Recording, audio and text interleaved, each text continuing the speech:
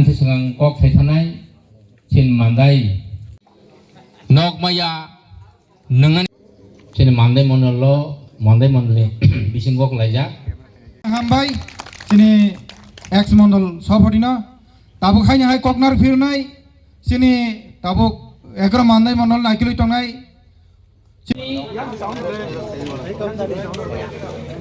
रवि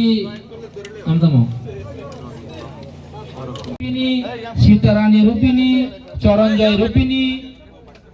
खबर लाम छगो त्रिपुरा मथुरा यागर भजन खबर खबर लाम छगो वंदे मातरम बीजेपी जिनाबाद सभी कब मिले साम खायने फाइनल से खबर लाम छगो বিশেষ করে মান্ডাই বিধানসভার অন্তর্গত যে আমাদের খামতিং ডিসি খামতিং মানে ভিলেজ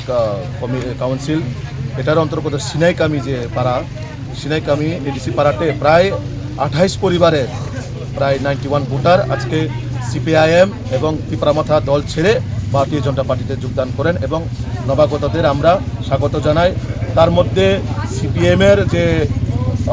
প্রাক্তন ভাইস চেয়ারম্যান মানে ইলেক্টেড পারসন ভাইস চেয়ারম্যান উনি আজকে ভারতীয় জনতা পার্টিতে যোগদান করেন। এরা বিশ্বচন্দ্র রূপিনী ওনার নাম, ওনার নেতৃত্বে প্রায় 28 পরিবারের 91 ভোটার আজকে ভারতীয় জনতা পার্টিতে যোগদান করেন এবং জায়গায় জায়গায় যেভাবে আমাদের জনপ্রিয় মুখ্যমন্ত্রী প্রফেসর ডক্টর মানিক সাহাজির উপরে বিশ্বাস করে ওনার কাজকর্ম দেখে আজকে যেভাবে আমাদের জনজাতি এলাকায় হাজারো হাজারো কর্মীরা যেভাবে অন্যান্য দল ছেড়ে ভারতীয় জনতা পার্টিতে যোগদান করছেন, সেটা একটাই লক্ষ্য যে আমরা আমাদের সরকার ভারতীয় জনতা পার্টির সরকার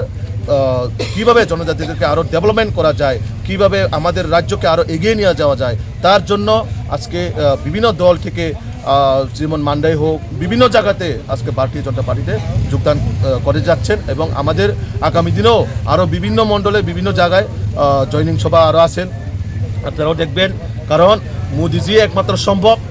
এবং মানিক সাহাজি একমাত্র সম্ভব আগামী দিনে এই ত্রিপুরা রাজ্যকে এক ত্রিপুরা শ্রেষ্ঠ ত্রিপুরা কীভাবে এই এডিসিকে আরও ডেভেলপমেন্ট করা যায়, এই এডিসিকে আরও কীভাবে সশক্তি এডিসি করা যায়, তার জন্য আমাদের জনপ্রিয় মুখ্যমন্ত্রী প্রফেসর ডক্টর মানিক সাহাজির যে সংকল্প আমরা সবাই সঠিকভাবে আমাদের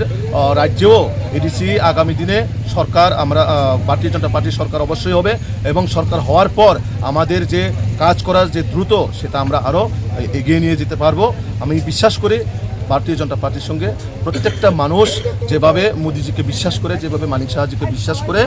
শুধু এই এলাকা নয় সমস্ত আরও আপনারা দেখবেন পাহাড়ে বিভিন্ন জায়গায় আমাদের এডিসি এলাকার মধ্যে ভারতীয় জনতা পার্টির আগামী 2026-এ 100% জয় নিশ্চিত এবং এখান থেকে বোঝা যাচ্ছে যে সিপিএমের একজন ভাইস চেয়ারম্যান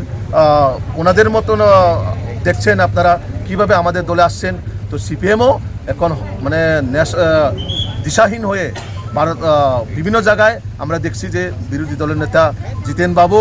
ওনাকে আমি বলবো আপনি সঠিকভাবে ট্রিটমেন্ট করে আসেন, তারপরে আপনি মানুষের সঙ্গে কথা বলবেন। দিশাহীন হয়ে মানসিক রোগে আপনি আক্রান্ত, তাই আপনাকে আমি সাজেস্ট করব আপনি